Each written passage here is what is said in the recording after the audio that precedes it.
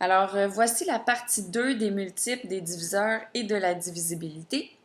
Donc, on poursuit avec la décomposition en facteurs premiers. Donc, on vient de parler de la factorisation première. Donc, pour faire une factorisation première d'un nombre, on peut construire un arbre de facteurs de la façon suivante. Donc, première chose, le nombre est exprimé comme le produit de deux facteurs quelconques. Ça veut dire que vous prenez le nombre, par exemple 36, et vous déterminez quel facteur qui multiplié ensemble donne 36. Donc, dans ce cas-ci, on a choisi 4 fois 9. Mais vous auriez pu, on dit quelconque parce que vous auriez pu choisir autre chose qui donne 36. Donc, par exemple, 2 fois 18 qui donne 36. Par la suite, deuxième étape, une fois qu'on a décomposé 36, donc on a trouvé 4 fois 9 qui donnait 36, on prend aussi ces nombres-là et eux aussi sont factorisés jusqu'à temps qu'on arrive à des facteurs premiers, ça veut dire jusqu'à temps qu'on arrive à des nombres premiers. Comme par exemple, pour le 4, c'est 2 fois 2, et les 2, c'est des nombres premiers, donc on peut laisser ça tel quel. Et pour avoir 9, c'est 3 fois 3, et 3, c'est également un nombre premier. Donc, la factorisation première de 36, ce serait 2 fois 2 fois 3 fois 3. Maintenant, on peut parler de divisibilité. C'est quoi ça, la divisibilité? En fait, c'est que on peut dire qu'un nombre est divisible par un autre quand le quotient, donc quand la réponse, donne un nombre entier. Par exemple, 14 est divisible par 7 parce que 14 divisé par 7 donne 2, donc donne un nombre entier. Par contre, 9 n'est pas divisible par 2 parce que si vous faites 9 divisé par 2, ça donne 4,5 qui est un nombre à virgule, donc un nombre décimaux. Donc, ça ne fonctionne pas, ça ne donne pas un nombre entier. Fait que 9 n'est pas divisible par 2. Si vous voulez connaître quel nombre est divisible par quoi, donc si vous voulez savoir si un nombre est divisible par 2, vous devez vérifier si le chiffre des unités est un nombre pair. Si c'est un nombre pair, automatiquement, il se divise par 2. Par la suite, si vous voulez vérifier si un nombre est divisible par 3, vous devez faire la somme des chiffres. Et si cette somme-là est divisible par 3, ça veut dire que le nombre au départ était divisible par 3. Pour savoir si un nombre est divisible par 4, vous devez vérifier si le nombre formé par les deux derniers chiffres est divisible par 4. Donc, vous regardez les deux derniers nombres et si ces deux derniers nombres-là est divisible par 4, automatiquement, ça fonctionne. Si on veut vérifier qu'un nombre est divisible par 5, vous devez regarder les unités et si le chiffre des unités est 0 ou 5, automatiquement, ça fonctionne. Ensuite, pour vérifier si un nombre est divisible par 6, vous devez vérifier s'il est divisible par 2 et par 3. Donc, le « et » est important ici. Pour qu'un nombre soit divisible par 6, il faut que ce nombre-là soit à la fois divisible par 2 et divisible par 3. Donc, il ne peut pas être juste un ou l'autre. Et pour le 9, si on veut savoir si un nombre est divisible par 9, vous devez faire la somme des chiffres et si cette somme-là est divisible par 9, automatiquement, ça fonctionne. Ensuite, avec le 10, vous devez regarder le dernier chiffre du nombre. Et si le dernier chiffre est 0, automatiquement, il se divise par 10, bien évidemment. Pour savoir si un nombre est divisible par 12, ce même nombre-là doit être divisible par 3 et 4. Donc, c'est un peu le même principe que 6, sauf que là, c'est 3 et 4. Donc, si le nombre n'est pas divisible ni par 3 ni par 4, ou les deux, automatiquement, ça ne fonctionne pas. Et puis, pour finir, pour savoir si un nombre est divisible par 25, vous devez regarder les deux derniers chiffres et si ce nombre-là, formé par les deux derniers chiffres, est divisible par 25, automatiquement, ça fonctionne. Maintenant, je vais vous montrer comment trouver le PGCD. Qu'est-ce que ça veut dire le PGCD? C'est le plus grand commun diviseur. Donc, on cherche en fait un nombre qui divise deux nombres en fait. Donc, pour rechercher le PGCD, on cherche le plus grand commun diviseur de ces deux nombres-là. Et la recherche du PGCD peut se faire soit avec la méthode de l'arbre, avec ou sans le schéma. Donc, vous pourrez utiliser la méthode de votre choix. Pour la méthode de l'arbre, en premier, il faut décomposer en facteurs premiers chacun des nombres dont l'on cherche le PGCD. Ensuite, deuxième étape, pour trouver le PGCD, vous devez multiplier les facteurs premiers qui sont communs aux deux nombres. Donc, juste ceux qui sont en commun dans les deux nombres. On va faire un exemple ensemble. Donc, on veut trouver le PGCD de 126 et de 270. Donc, on veut trouver le plus grand nombre qui divise 126 et 270. Donc, on doit commencer par faire la factorisation première de ces deux nombres-là. Donc, on commence avec 126. On va prendre notre 126 et là, j'utilise la technique de l'arbre, bien évidemment. Qu'est-ce qui donne 126? En fait, on a 2 fois 63. Et là, vous n'êtes pas obligé, dans le fond, d'utiliser les mêmes nombres que ça, autant que ça donne 126 au final. 2, c'est un nombre premier, donc on peut pour 2, c'est terminé. Par contre, pour 63, ce n'est pas un nombre premier. Donc, qu'est-ce qui donne 63? On a 7 fois 9. 7 est un nombre premier, mais pas 9. Donc, 9, pour avoir 9, on a 3 fois 3.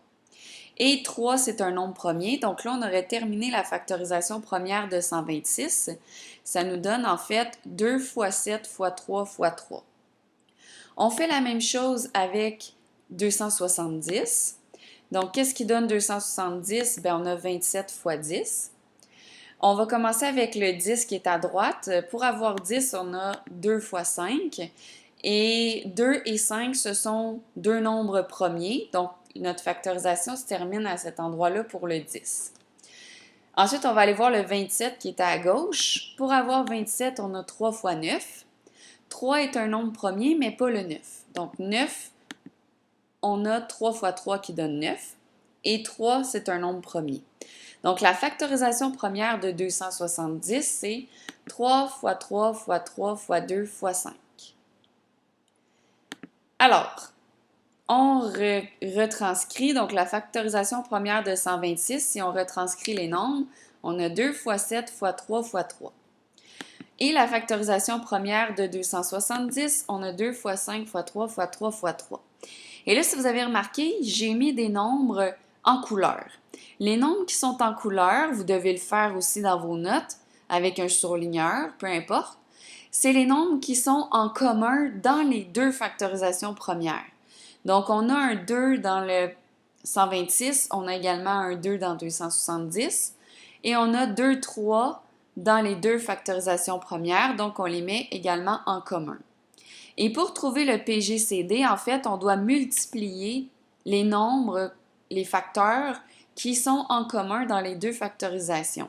Donc, si on prend les nombres qui sont en couleur, on va faire 2 fois 3 fois 3, donc 2 fois 9 qui nous donne 18. Donc, le plus grand commun diviseur de 126 et de 270, c'est 18. Donc, 18 divise à la fois 126 et 270 et vous ne pourrez pas en trouver un plus grand que celui-là. Maintenant, avec la méthode du schéma, on commence par la même façon qu'avec la méthode de l'arbre. Donc, il faut trouver les facteurs premiers des deux nombres. Et ensuite, il faut remplir le schéma en plaçant les facteurs premiers. Dans votre schéma, la partie qui est complètement à gauche, c'est les facteurs premiers qui sont uniques au premier nombre. Dans la partie du centre, dans le fond, c'est les facteurs qui sont communs, donc qui sont pareils dans les deux factorisations des deux nombres. Et ensuite, dans la partie complètement à droite, c'est les facteurs uniques au deuxième nombre. Et ensuite, pour trouver le PGCD, bien, vous devez faire le produit des facteurs dans la partie centrale. Donc, on doit prendre tous les nombres en commun et les multiplier ensemble. On va le faire. Donc, voici votre schéma. J'ai mis 126 à gauche et 270 à droite. On va commencer par mettre les nombres qui sont communs dans la factorisation des deux nombres, de 126 et de 270. Donc, on avait 2, 3 et 3 qui sont communs pour les deux nombres. Ensuite, il restait 7 pour la factorisation de 126 et il restait 3 et 5 dans la factorisation de 270. Donc ça, c'est pas en commun dans les deux nombres. Alors, si on veut trouver le PGCD, on doit multiplier tout ce qui est dans la partie centrale, donc 2 fois 3 fois 3, qui nous donne 18. Donc, le PGCD est 18. Maintenant, si on veut trouver le PPCM, qu'est-ce que c'est que le PPCM? C'est le plus petit commun multiple. Donc là, rechercher le PPCM de deux nombres, en fait, ça revient à rechercher le plus petit commun multiple de ces deux nombres. Le PPCM, on peut le faire encore une fois, soit avec la méthode de l'arbre, avec ou sans le schéma. Dans la méthode de l'arbre, là, je vais aller rapidement parce que c'est le même principe c'est le même principe qu'avec le PGCD. Donc, on doit trouver les facteurs premiers.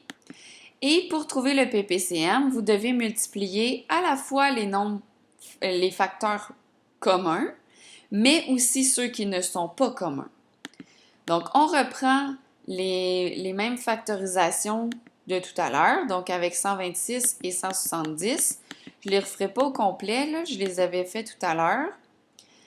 Donc, je les retranscris. Donc, ça, c'est la factorisation première de nos deux nombres. C'est ce qu'on avait tout à l'heure.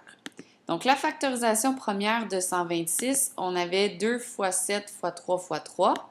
Et la factorisation première de 270, c'est 2 fois 5 fois 3 fois 3 fois 3. J'ai repris les mêmes couleurs, donc les nombres qui sont en couleur, c'est ce qui est en commun dans les deux. Mais là, n'oubliez pas qu'on doit multiplier, oui, les nombres qui sont en commun, mais on doit ajouter aussi ceux qui ne sont pas en commun. Donc là, on va faire pour trouver le PPCM, le plus petit commun multiple, vous devez faire 2 fois 3 fois 3, qui est commun dans les deux, mais on doit ajouter aussi le troisième 3 qu'on a dans le 270, le 5 qui est dans 270 et le 7 qui est dans 126. Donc, regardez bien, on va faire 2 fois 3 fois 3, fois 3 fois 5 fois 7. Donc, on peut dire qu'on peut faire 2 fois 9 fois 15 fois 7 si on met des multiplications en commun. Ensuite, on peut mettre 2 fois 9 qui donne 18 et 15 fois 7 qui donne 105. Et 18 fois 105, ça nous donne 1890. Donc, le PPCM de 126 et de 270, c'est 1890. Ensuite, avec la méthode du schéma, encore une fois, c'est le même principe qu'avec le PGCD. Donc, on veut trouver les facteurs premiers. On remplit le schéma en plaçant bien les facteurs premiers. Donc, à gauche, c'est juste les nombres premiers du premier facteur. Dans le centre, c'est ce qui est en commun. Puis dans la partie droite, c'est pour le deuxième nombre. Et pour trouver le PPCM, on fait le produit de tous les facteurs premiers du schéma. Donc, c'est ça qui est différent avec le PGCD. Donc, ça, c'est notre schéma. Et pour trouver le PPCM, vous devez multiplier tous les nombres qu'il y a dans le schéma, en fait. Alors, on va faire 2 fois 3 fois 3 qui est en commun dans les deux. Ensuite, fois 3 fois 5 qui était dans la partie de droite et fois 7 qui était dans la partie de gauche. Ça nous donne 6 fois 9 fois 35 qui donne 1890. Donc, le PPCM de 126 et de 270, c'est 1890.